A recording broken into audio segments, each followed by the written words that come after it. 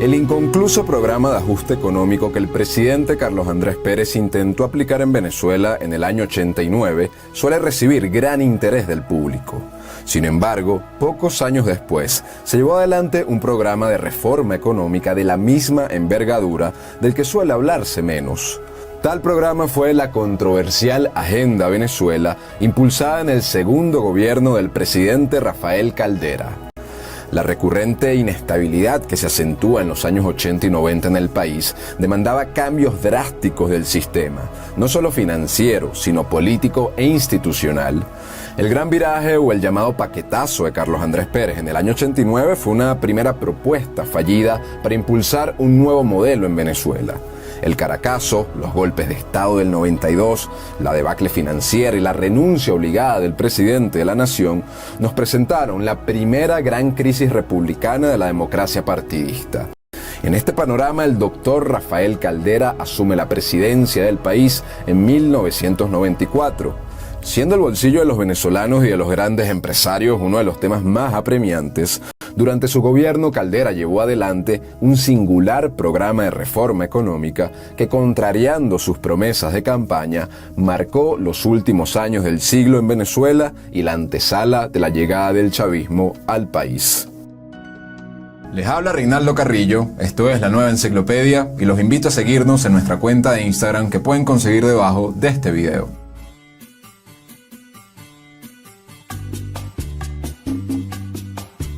Venezuela, colmada de intrigas e incógnitas en todos los órdenes nacionales, recibe el año 1994 con otra figura de la vieja política que era traída nuevamente a la vida pública del país como candidato presidencial. Hablamos del doctor Rafael Caldera, quien según algunos se aprovechó de los últimos y traumáticos acontecimientos en la nación para sacar provecho político, mientras que para otros era un veterano que había llegado para poner orden en el gobierno. El cuadro económico venezolano era digno de estudio. El país había pasado desde los años 20 por varias décadas de prosperidad económica y de estabilidad fiscal. Sin embargo, a partir de los años 80, todas las variables macroeconómicas empiezan a ir en franco deterioro. La inflación, la deuda pública, la productividad real, la estabilidad fiscal y las reservas internacionales arrojaban todas números rojos. El gran viraje o el llamado paquete del 89 no fue exitoso para atender cabalmente esta crisis. Pocos años después, el candidato Rafael Caldera, en su campaña electoral, apoyada por partidos de la izquierda, defendió las banderas de la justicia social y condenó a los llamados paqueteros, oponiéndose a cualquier programa de ajuste macroeconómico y a la toma de decisiones abruptas en materia económica, pues para él era necesario, abro comillas, una economía al servicio del hombre. Pero más allá de la retórica propia de la propaganda, no había un fundamento lógico y técnico que brindara claridad de cuál era su plan de gobierno. Fue crítico con los técnicos del programa económico de Carlos Andrés y decía que, vuelvo a abrir comillas, la teoría no es suficiente, es necesario entender la realidad del país, cierro comillas, logrando de esta forma capitalizar la mayoría de los apoyos, lo que convirtió a Caldera en el segundo presidente de la República en ser elegido 2 veces. Pero el calor de las palabras electorales distaría mucho de la práctica gubernamental del segundo periodo de Caldera. El colapso económico seguiría en marcha y se llevaría por delante las promesas de campaña.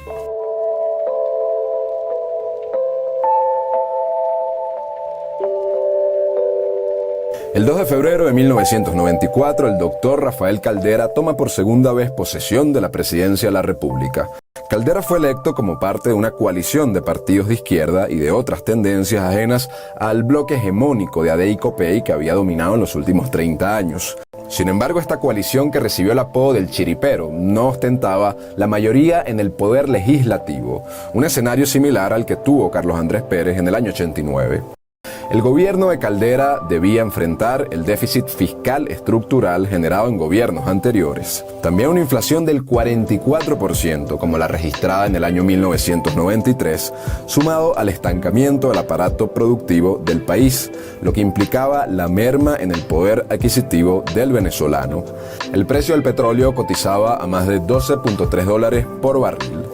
Para mitigar el grave escenario de forma inmediata, se concibió el programa llamado Plan Sosa, que buscaba una reforma sustancial del sistema tributario con medidas como la creación del CENIAT. La política de austeridad en la imagen pública y en la administración financiera fue algo que estuvo presente durante los 5 años de presidencia, arrancando con una toma de posesión sencilla que contrastaba con la llamada coronación de Carlos Andrés Pérez en el Teresa Carreño. El presupuesto público de 1994 fue recortado en un 10% y el de la presidencia en un 15% como medidas inmediatas. Sin embargo, el gobierno no parecía estar preparado para la crisis en el sistema financiero que estaba por llegar. La controvertida crisis bancaria del año 1994 en Venezuela fue un episodio al cual le dedicaremos un programa especial. Esta crisis bancaria fue un periodo de insolvencia generalizado de varios de los principales bancos del país. Es decir, no tenían el dinero para cumplir con todas las obligaciones con sus clientes.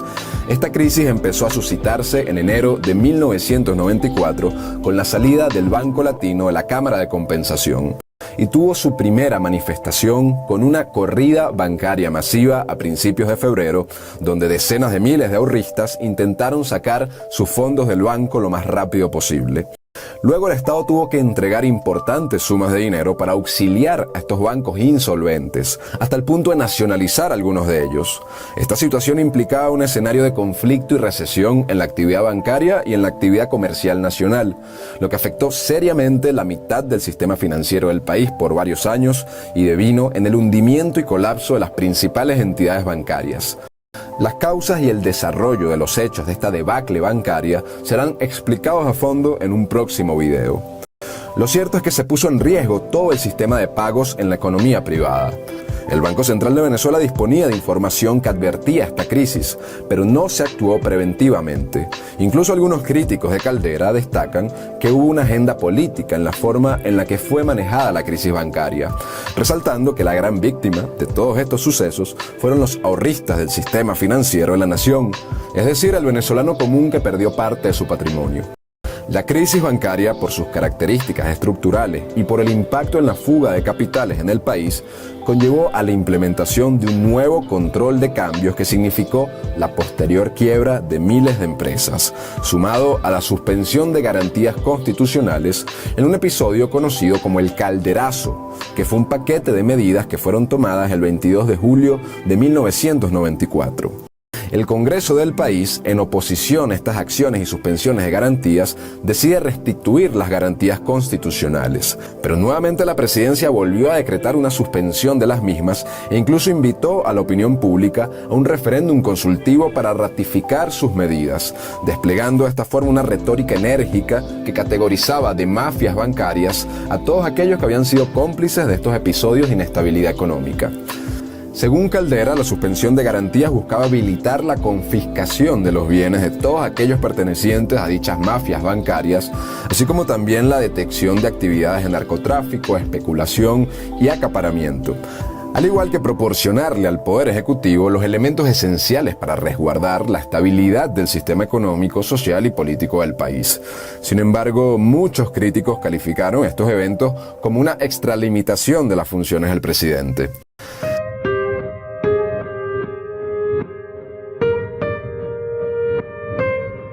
Con el noveno plan de la nación puesto en marcha hace unos meses atrás y sus escasos resultados, se diseñó el Plan Sosa II, un programa orientado hacia la creación de 12 medidas que ya sumaban elementos propios de un paquete inicial de estabilización económica y un esquema antiinflacionario. Este plan contemplaba la Comisión Evaluadora del Presupuesto con el objetivo de disminuir el gasto público de cara al año 1996, la reforma parcial de la Ley de Impuestos sobre la Renta, fijando reducciones de impuestos para ciudadanos en determinadas instancias, la creación de un impuesto sobre las transacciones mercantiles, la reforma a la Ley Orgánica de Aduanas, la implantación del sistema de control y gestión de las finanzas públicas, entre otras medidas. Sin embargo, este plan no tuvo la acogida deseada por la clase política y la vida pública nacional. Para el año 1995, el déficit fiscal de la nación rodeaba los $10.000 millones. Lo cierto es que la ejecución de los planes Sosa I y Sosa II contaron con un número significativo de trabas, como los llamados costos sociales que se advertían en el debate público que se iban a generar si se tomaban estas medidas. Costos sociales que a la postre terminaron demostrando que todo se veía reducido a una agenda de compromisos y simpatías alrededor de los estamentos político-partidistas. Según el criterio de numerosos expertos, durante la corta aplicación de estos planes se privilegiaron los intereses de las altas esferas político-empresariales en detrimento de una estabilización real de la economía. Los planes tuvieron logros parciales que incluso se percibirían más adelante, pero las fallas de los hacedores de política, bien sea por desconocimiento, omisión o complicidad, arrojaron por la borda cualquier noble pretensión de estabilizar la economía venezolana. Las variables macroeconómicas en juego seguían fuera de control, las reservas se hallaban al mínimo y el control cambiario recién impuesto mostraba ya desgaste, acompañados por un grave desprestigio del sistema institucional y democrático de la República. Rumores militares, rumores políticos e incluso rumores sobre el estado de la salud de Caldera presentaban un cuadro que demandaba medidas drásticas y el gobierno era preso de su retórica de campaña contra los paqueteros. De esta forma inicia la conceptualización del programa conocido como la Agenda Venezuela, un nuevo programa de reforma profunda que estaría representado posteriormente en un paquete de medidas de estabilización respaldado por el Fondo Monetario Internacional.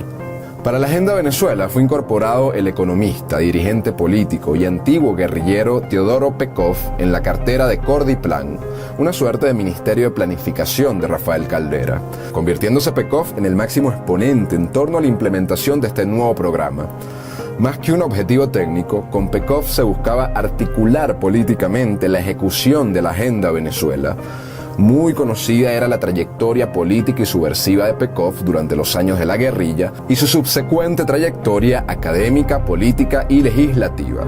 De esta forma aparentemente paradójica, se tenía a un prominente socialista dirigiendo el plan de liberalización económica de un prominente social cristiano, apoyado a su vez por una coalición de partidos de izquierda. La incorporación de Pekov fue percibida como estratégica por la población y los actores de poder, lo que permitió el logro de unos primeros resultados. Muy recordada es su frase cuando se le preguntó cómo estaba marchando la Agenda Venezuela y respondió: "Estamos mal, pero vamos bien".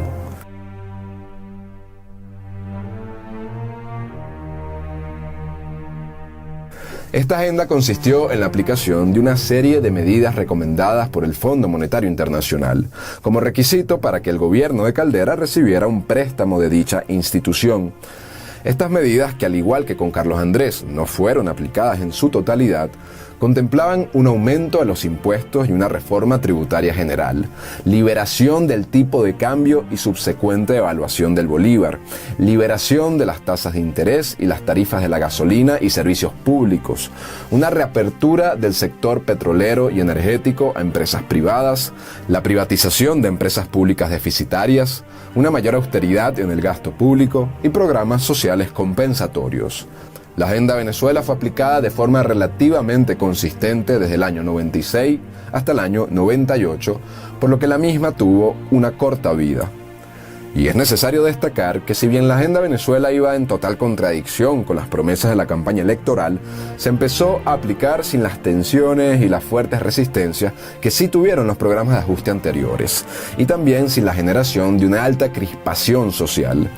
Una diferencia de este programa con las políticas del Gran Viraje estaba en que el mismo se mantenía dentro de un esquema de amplia comunicación y difusión, cuestión que permitió una mayor asimilación de las medidas por parte de la población. No obstante, el programa no tuvo la consistencia y la continuidad a la que se aspiraba, además interrumpido luego con la llegada del presidente Hugo Chávez al poder. Sobre algunos de sus resultados se puede señalar que de 99% de inflación en el año 1996, la misma disminuye a 50% en el año 97 y luego termina en niveles de 35% en el año 98, llegando incluso a 16% en el año 2000, siendo este un efecto de las decisiones tomadas, del cual se beneficiaría luego la administración siguiente con el presidente Hugo Chávez. Con respecto a las cifras de reactivación económica, si bien en el 96 se ralentizó la economía, Luego, en el 97 y el 98, el PIB se mantuvo alcanzando un promedio récord de 7.8 y 7.6%. Esto como consecuencia de las medidas de este programa, especialmente por el proceso de reapertura petrolera a capitales privados, así como también de una mejor administración fiscal y tributaria, siendo este uno de los pocos elementos rescatables del Plan Sosa I. El ingreso por habitante subió de $12.300 en 1994 a $12.600 en 1998. La producción de petróleo reinició una senda ascendente, pasando de 2.6 millones de barriles diarios en el 94 a 3.3 millones de barriles diarios en 1998. Diversos economistas afirman que se estaban generando las condiciones para establecer una producción cercana a los 5 millones de barriles diarios en los próximos años. Las reservas internacionales, por su parte, también se recuperaron, al pasar de $9.700 millones en el año 95 a $17.800 millones en 1997. Según expertos, el crédito solicitado al FMI no fue utilizado en su totalidad y fue pagado por adelantado. Adicionalmente, se crea el Fondo de Estabilización Macroeconómica. Ahora bien, a pesar de que las exportaciones no petroleras aumentaron, según estudiosos de la materia, las políticas de la Agenda Venezuela también condujeron una mayor desindustrialización del país, que años después pagarían muy caro los venezolanos. Uno de los más graves problemas a atender entonces era el déficit fiscal presente en la estructura económica nacional. Subsidios, regulaciones extralimitadas y el excesivo gasto público no permitían un buen desempeño de la economía ni el manejo de los ingresos públicos. Para corregir esta situación se requería, entre otras cosas, eliminar el subsidio presente en el tipo de cambio del bolívar al dólar, puesto que el dólar estaba artificialmente barato producto de los controles cambiarios asumidos en el año 96. El mercado no oficial contemplaba 450 bolívares por dólar, mientras que el gobierno sostenía la tasa de cambio oficial en 290 bolívares por dólar. También se planificó reducir el gasto público, incrementar la tasa de impuestos a las ventas y sincerar los precios de los servicios públicos que generaban pérdidas y desequilibrios. De esta forma, finalmente se liberó y se ajustó el tipo de cambio y se devaluó el bolívar. Asimismo, se aumentaron los impuestos a las ventas, se liberaron las tasas de interés y se eliminaron los controles de precio que persistían hasta el momento, con lo que se buscaba sincerar y estabilizar las variables macroeconómicas. Todo esto ayudó a lograr un superávit fiscal, es decir, que el Estado recibió más dinero del que gastó en el año 96 y 97. Aunque estas medidas, especialmente la devaluación, fortalecían más al Estado, que ganaba en dólares en detrimento del sector privado nacional, que ganaba en bolívares. Ahora PDVSA, por cada dólar que vendía al Banco Central, recibía más bolívares, lo que implicaba un pago mayor de impuestos al Tesoro Nacional, aunque ello también significaba un dólar más costoso para los ciudadanos. Esta reducción del déficit también se vio ayudada por el aumento de los precios del petróleo durante esos años. Este proyecto de reforma del Estado también conllevó la privatización de diversas empresas, sectores y actividades, lo que redujo ciertas cargas estatales y abría las puertas a una mayor disciplina fiscal. No obstante, fue una privatización tímida como la de Carlos Andrés. Todas estas medidas incrementaron en un 170% más los ingresos del Estado y con ello se benefició la administración pública.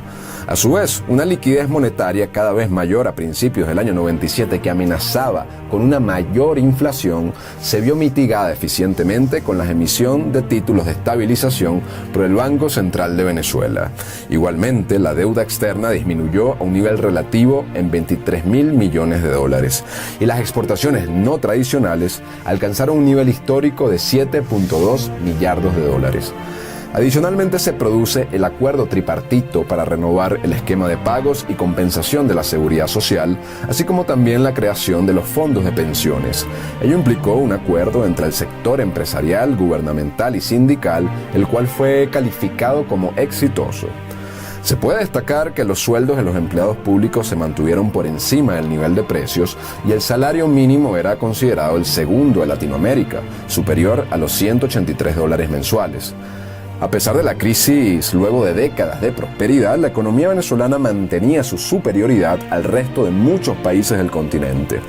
Adicionalmente, como parte de la Agenda Venezuela, se crearon programas sociales y compensatorios como Proval, un programa de alimentación y abastecimiento, SUMET, un programa de suministro de medicamentos, y el Fondo de Fortalecimiento Social para el desarrollo de proyectos productivos en las comunidades en conjunto con la sociedad civil organizada. También es destacable el programa de alimentación escolar llamado PAE. Para el año 1998 surge la crisis de los tigres asiáticos y con ello el precio del barril de petróleo desciende a $9.3 por barril. Ello implicó una contracción importante de ingresos de la administración pública, para lo que el gobierno decide bajar los sueldos de la administración pública en un 10%. A pesar de algunas medidas tomadas, las reservas internacionales descienden a $14.800 millones en ese año. Con un periodo presidencial que estaba por terminarse y con la venidera llegada al poder de una figura que prometía cambiarlo todo, la política económica del país pasó a nuevas manos y el programa La Agenda Venezuela llegó a su fin. A pesar de todas estas acciones a nivel macroeconómico, y aunque no existió la fuerte oposición que hubo contra el gran viraje de Carlos Andrés, el proceso de reforma de Rafael Caldera fue aplicado de forma irregular y tardía, empujado además por una crisis bancaria sin precedentes, frente a una realidad sociopolítica venezolana sumamente difícil y obstaculizada por todo tipo de intereses, dejando abierta la posibilidad de nuevas crisis a futuro. El programa dejó resultados favorables a corto y mediano plazo para la estabilización financiera del país, al mismo tiempo que perjudicó diversos sectores de la industria nacional, especialmente aquellos desvinculados del sector petrolero. El desafío en Venezuela siempre ha sido el de corregir sus viejos problemas estructurales mediante acciones viables que verdaderamente estén pensadas para nuestra realidad única y singular. En el ámbito económico, que tiene su raíz inherente en la cultura y en la política, este programa no estableció bases que propiciaran un cambio sustancial del modelo. No solo a nivel económico, sino de toda índole, fue insuficiente para corregir o atenuar los problemas de fondo que históricamente arrastraba Venezuela, por lo que sus resultados positivos o negativos quedaron en incertidumbre con la llegada del movimiento Quinta República al poder. Por estas razones se puede destacar que el programa de la Agenda Venezuela, si bien fue eficaz tomando medidas de corto plazo y gestionando la problemática económica del momento, así como también eventos de naturaleza traumática y sorpresiva, el mismo no cumplió con su último y más importante objetivo, con el cual incluso algunos expertos señalan que se hubiesen podido establecer las condiciones institucionales necesarias que hubiesen podido evitar los eventos políticos que estaban por venir, ya conocidos a la posteridad.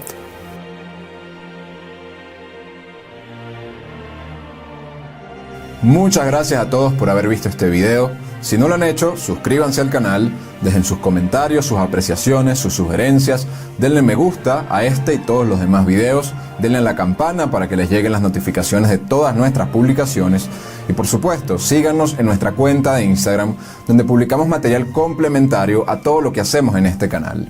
Nos vemos en una próxima entrega y cuídense mucho.